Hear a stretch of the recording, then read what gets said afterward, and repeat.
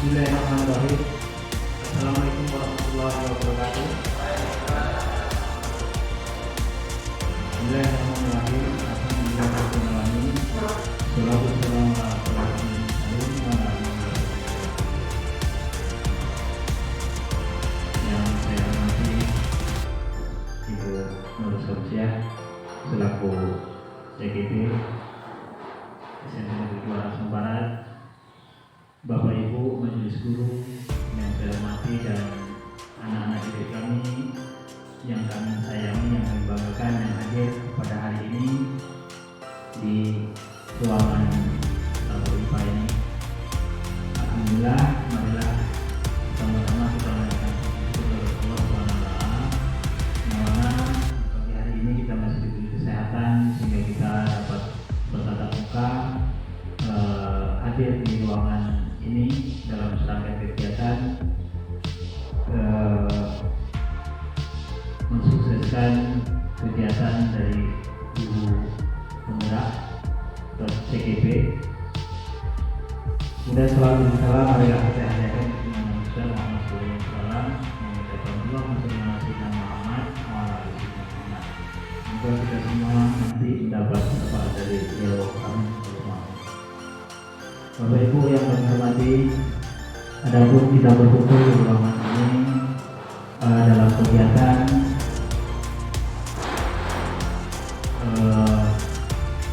pelaksanaan tugas daripada CGP calon guru penggerak. Dalam hal ini adalah Ibu Nur Syamsiah selaku CGP yang berasal dari SMP Negeri 2 Langsung Barat. Adapun kegiatannya pada hari ini adalah mengenai pemetaan aset atau kekuatan di SMP Negeri 2 Langsung Barat serta keterkaitannya dengan pengembangan program sekolah. Jadi di sini kita bicara mengenai aset, ya, aset sekolah yang nantinya akan berhubungan dengan perkembangan sekolah, kemajuan sekolah. Apa saja di sekolah ini yang nantinya tujuannya adalah untuk kebaikan, kemajuan dari sekolah yang berkembang. Kemudian dalam kegiatan ini nanti ada kegiatan kolaborasi, ya, diskusi, mudah-mudahan berjalan dengan lancar dan menghasilkan sesuai dengan apa yang kira-kira itu yang bisa saya sampaikan. Lebih kurang saya minta maaf. Saya akhiri dengan wabillahi taufiq. Assalamualaikum warahmatullahi wabarakatuh.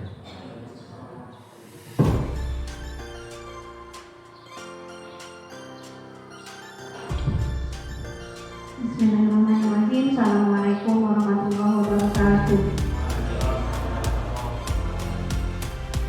Alhamdulillahirrahmanirrahim. Wassalatu wassalamu ala asyrofil anbiya'i wal mursalin wa ala alihi wa sahbihi ajma'in. Yang saya hormati Bapak Kepala SMP Negeri 2 Langsung Barat, Pak Manajer SPD.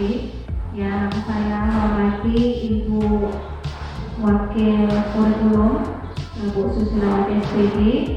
Yang saya hormati Bapak Ibu Majelis Guru yang hadir pada hari ini di ruangan ini.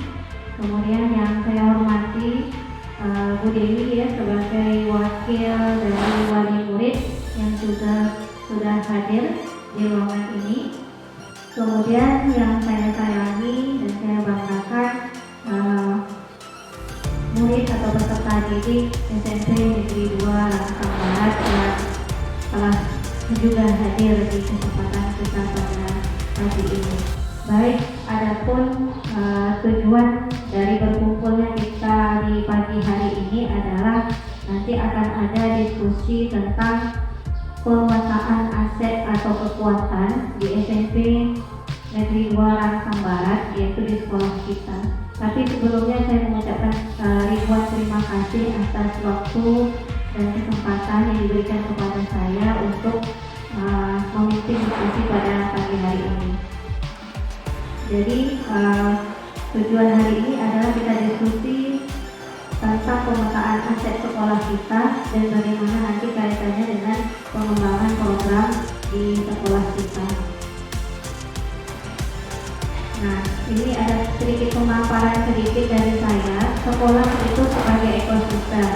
Jika diibaratkan sebagai sebuah ekosistem, sekolah adalah sebuah bentuk interaksi antara faktor biotik, unsur yang hidup, dan abiotik, unsur yang tidak hidup. Nah, kedua unsur ini tadi saling berinteraksi, berhubungan satu sama lain, hubungan yang selaras dan harmonis. Nah, kemudian dalam ekosistem sekolah, faktor biotik dan abiotik ini akan saling mempengaruhi dan membutuhkan keterlibatan aktif satu sama lainnya. Perlu juga saya paparkan di sini apa saja faktor biotik yang unsur hidup tadi yang ada dalam ekosistem sekolah kita. Itu diantaranya murid. Nah, murid termasuk dalam faktor biotik sekolah kita.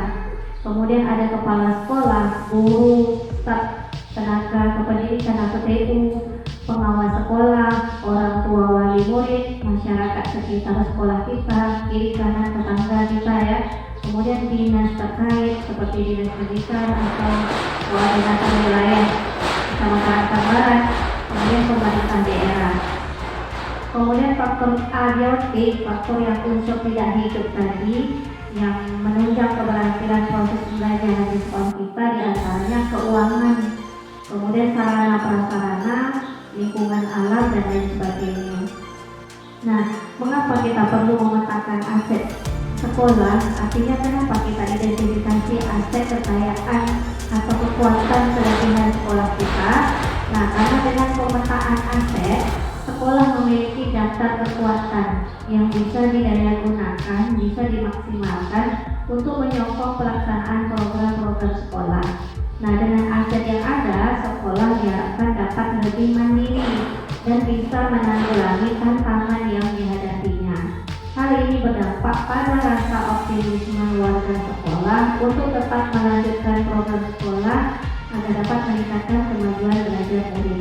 Jadi dengan adanya pemetaan aset ini kita jadi tahu, oh ini kelebihan sekolah kita, oh ini modal sekolah kita yang nanti bisa kita gunakan untuk melancarkan program sekolah ya. Jadi muncul rasa optimis, kita punya ini, kita punya ini, kita punya itu. Muncul rasa optimis ya untuk melakukan kegiatan-kegiatan sekolah. Nah, di sini ada 7 aset atau modal insentif di luar anggaran. Aset yang pertama manusia, kemudian yang kedua sosial, ketiga politik, keempat agama dan budaya, kemudian kelima fisik, keenam lingkungan alam, ketujuh finansial. Ini nanti ya akan dijabarkan satu persatu. Yang pertama, kita harus mengenal dulu apa modal manusia yang ada di sekolah kita. Saya bacakan, mungkin yang lain juga bisa menyimak slide-nya. Yang pertama, tentu pimpinan sekolah kita ini, Pak Marija, merupakan kepala sekolah penggerak. Kita sama-sama tahu ya, kepala sekolah penggerak, sehingga lebih mudah nantinya melanjutkan sekolah yang berpihak pada murid. Jadi di kurikulum Merdeka sekarang digencarkan apapun kegiatan semuanya harus berpihak kepada murid. Nah, dengan kepala sekolah kita yang sudah lulus sekolah penggerak ini akan meluaskan lagi langkah kita untuk menuju sekolah yang berpihak kepada murid. Kemudian sekolah kita ini untuk diketahui 100% gurunya lulusan S1 sarjana pendidikan ya. Kemudian 67% sudah bersertifikat pendidik, sudah melalui BPG, PLPG ya. Dan 1 orang CGP saya berperan sebagai pendidik yang berkompeten. Jadi semua kita ini guru baik yang sudah bersertifikat pendidik atau belum, berkompeten dan sudah terbiasa berkolaborasi sehingga saling bahu-membahu menyukseskan setiap program sekolah. Kemudian modal manusia selanjutnya ada 1 tenaga pendidik yang sudah lulusan S1 ya. Kemudian ada 1 teknik lagi yang sedang menjalani pendidikan S1. Nah, ini berperan penting sebagai penyedia fasilitas administrasi sekolah. Jadi tata usaha ini adalah jantungnya sekolah ya. Tidak ada tata usaha tak berjalan sistem sekolah. Kemudian 87% guru dengan rentang usia 25 sampai 50 tahun di sekolah kita ini. Ada 87% yang rentang usianya 25 sampai 50 tahun. Ini guru dengan usia produktif yang berperan penting dalam memberikan layanan pendidikan kepada murid. Kemudian ada 13% guru dengan rentang usia 50 sampai 60 tahun. Nah, ini adalah guru yang memiliki banyak pengalaman dan menjadi tempat untuk mendapat pertimbangan yang bijak bagi kemajuan pendidikan di sekolah. Selain itu, kita juga punya komite sekolah ya. Komite sekolah ini berperan memberikan masukan dan pertimbangan yang membangun. Selama ini ya, kita lihat peran dari komite sekolah sangat-sangat membantu kegiatan yang ada di sekolah kita. Kemudian tak lupa juga, murid juga merupakan modal manusia. 132 murid, mungkin bisa dikoreksi kalau ada yang salah ya. 132 murid dengan karakteristik yang beragam. Nah, ini dapat diarahkan mengikuti kegiatan ekstrakurikuler untuk mengembangkan minat dan bakatnya.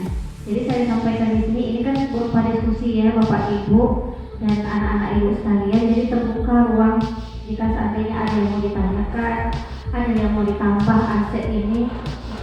Misalnya modal manusia itu ada lagi selain yang di sini, boleh ditambahkan, atau ada rasa yang kurang bisa juga disampaikan.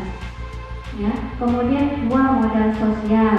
Warga sekolah memiliki budaya gotong royong. Kita ini punya budaya gotong royong ya, saling membantu, mengunjungi yang sakit atau yang ditimpa musibah. Nah, budaya ini berperan mengasah jiwa sosial warga sekolah. Kemudian ada kegiatan rohis berupa pembiasaan berinfak setiap hari Jumat. Nah, ini juga kegiatan infak ini infaknya nanti disalurkan ke anak yatim atau yang kurang mampu. Nah, ini fungsinya apa? Nah, berperan mengasah jiwa sosial, rasa empati kita kepada sesama. Kemudian masyarakat sekitar kita ini juga aset modal. Mereka memberikan pengawasan, pantauan siswa di sekolah. Kemudian MGMP, kalau ini guru ya, berperan sebagai wadah interaksi antar guru mata pelajaran untuk mengembangkan kompetensi guru. Yang ketiga, modal politik. Nah, modal politik ini maksudnya sekolah menjalin kerjasama dengan pihak pertama komite sekolah sebagai partner kerja menyokong program sekolah. Kemudian kepolisian, kita bekerja sama dengan pihak kepolisian sebagai pemegang wewenang dalam kerjasama keamanan sekolah. Kemudian kantor desa juga berperan sebagai pendukung kegiatan kita di luar sekolah. Kemudian puskesmas, berperan juga sebagai pemegang wewenang dalam kerjasama kesehatan sekolah. Kemudian modal keempat kita, modal agama dan budaya. Nah, kegiatan keagamaan yang aktif diselenggarakan oleh rohis. Kita sama-sama tahu ya, banyak agenda rohis yang sudah dilaksanakan. Nah, ini berperan meningkatkan keimanan dan ketakwaan murid. Nah, setiap Jumat kan kita yasinan, baca Al-Kahfi, kemudian ada janjian muhadharah ya. Nah, ini untuk meningkatkan keimanan ketakwaan kita. Peringatan PHBI, Hari Besar Umat Islam. Nah, kemudian di sekolah kita kan ada mata pelajaran PAIN ya. Nah, ini berperan untuk mendidik, membimbing, mengarah siswa menjadi pribadi yang Islami. Kemudian ekstrakurikuler tari, yang dibimbing langsung oleh salah seorang guru yang merupakan instruktur Sanggar Batin Galang. Nah, ini berperan mengenalkan ragam tarian dari berbagai adat budaya. Nah, ini modal budaya yang ada di sekolah kita, aset gitu ya. Kemudian mata pelajaran seni budaya itu aset kita, berperan mengembangkan kepekaan rasa kreativitas, kecerdasan estetik, kesadaran sosial, kultural, rasa cinta terhadap kebudayaan Indonesia. Modal yang kelima, modal fisik. Modal fisik ini mungkin kita sama-sama tahu karena kita sudah lama berada di lingkungan ini ya, untuk murid-murid, untuk para guru, dan untuk diketahui oleh murid-murid. Yang pertama, sekolah kita ini punya satu ruang kantor majelis guru. Mungkin bisa dikoreksi ya Bapak Ibu kalau ada yang salah. satu ruang kantor TU, satu ruang kepala sekolah yang merupakan tempat bagi guru, TU, dan kepala sekolah menjalankan aktivitasnya. Kemudian ada 6 ruang kelas, satu ruang perpustakaan, satu labor IPA, tempat belajar yang layak bagi murid. Kemudian kita ada satu musola laki-laki, kemudian ada satu ruang yang dijadikan tempat sholat bagi perempuan. Nah, ini tempat sarana ibadah bagi warga sekolah, bagi kita yang ada di sekolah. Kemudian kita punya satu ruang UKS, merupakan pusat kesehatan warga sekolah. Kemudian ada satu ruang OSIS, di tempat pertemuan bagi murid untuk berlatih berorganisasi. Kemudian ada satu ruang BK, merupakan wadah bagi guru BK menjalankan tugas nantinya. Ada 2 toilet murid dan 1 toilet guru. Nah, ini merupakan wadah sanitasi untuk meningkatkan kesadaran hidup bersih dan sehat.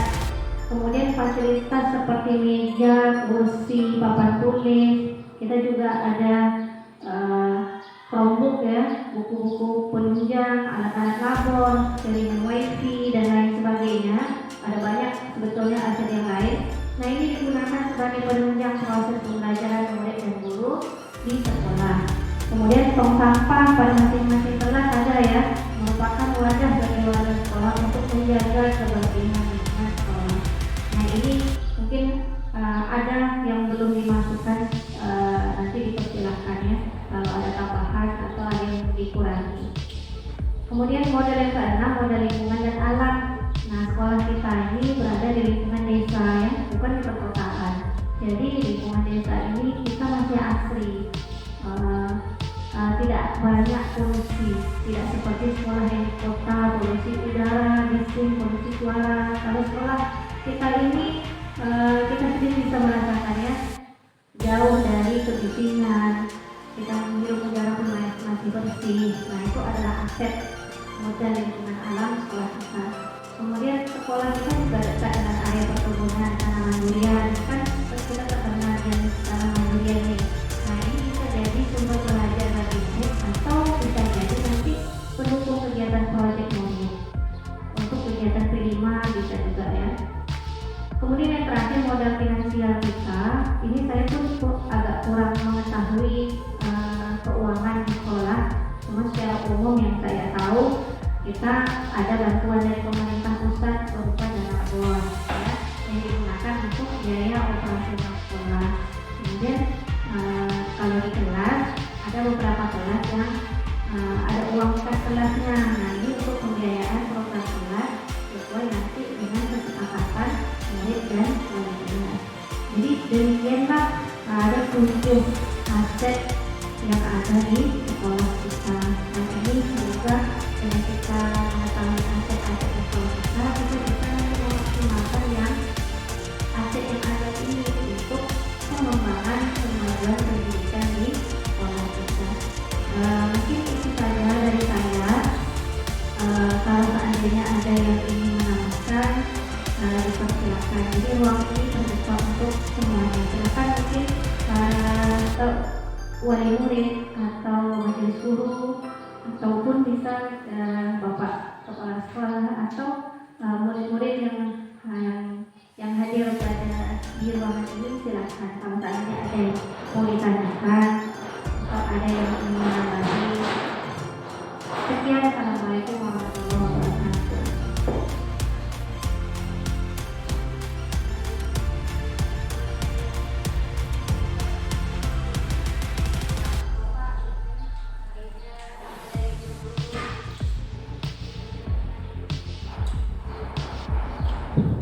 Terima kasih Bu. Untuk mengenai data mungkin ada yang kurang pas.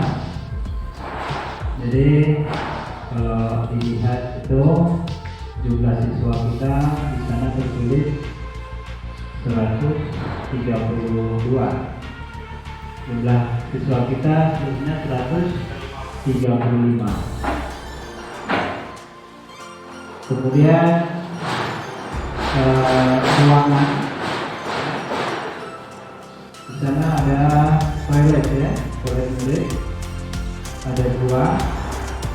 Sebenarnya toilet murid kita ada 4. ada 4, kemudian pelayanan untuk guru itu ada 2.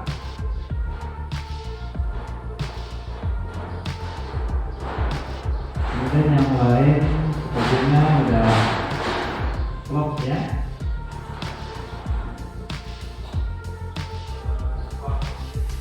Ya.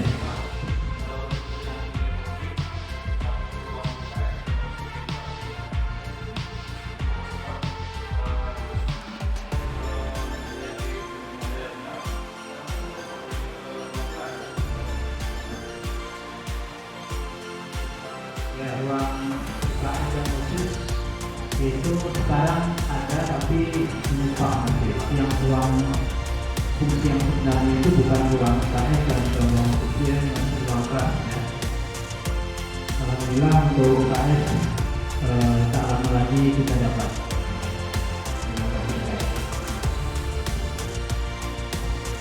Ya.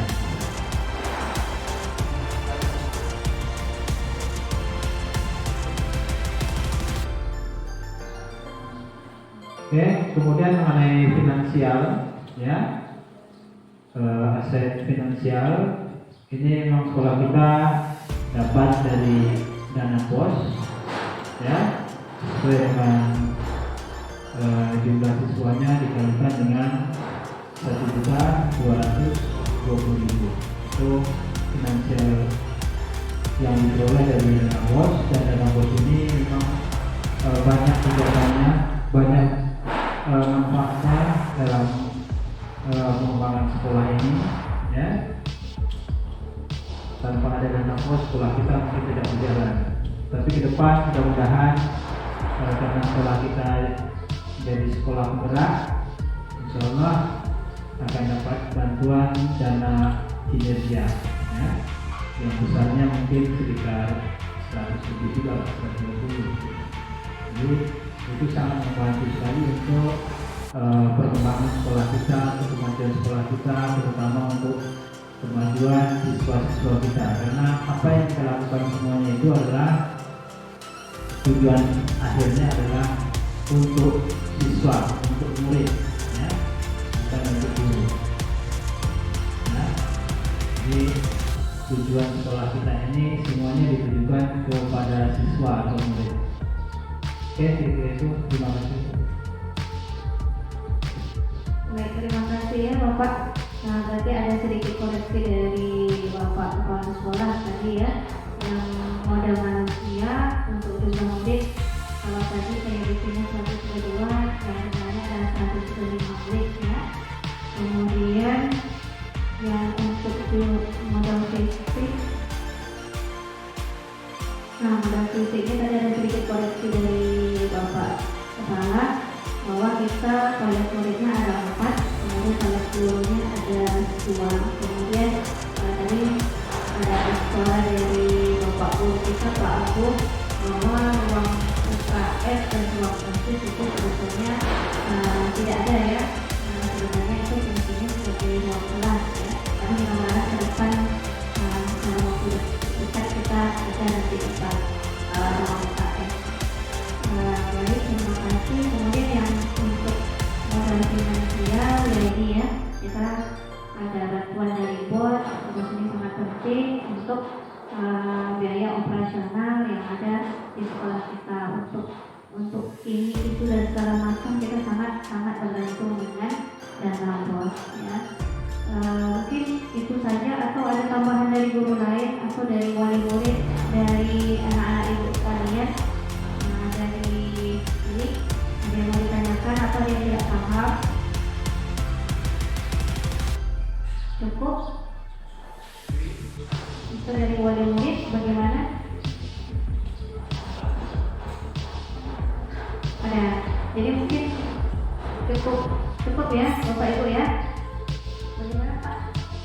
Ya, tidak ada tambahan lagi. Berarti inilah ketujuh modal atau aset yang ada di sekolah kita untuk kita ketahui bersama. Jadi masing-masing tadi sudah diuraikan dan sudah melihat apa-apa saja aset manusia, sosial, politik dan lain sebagainya. Kemudian ini nanti bisa dimaksimalkan untuk pengembangan program-program yang ada di sekolah kita. Mudah-mudahan ini tidak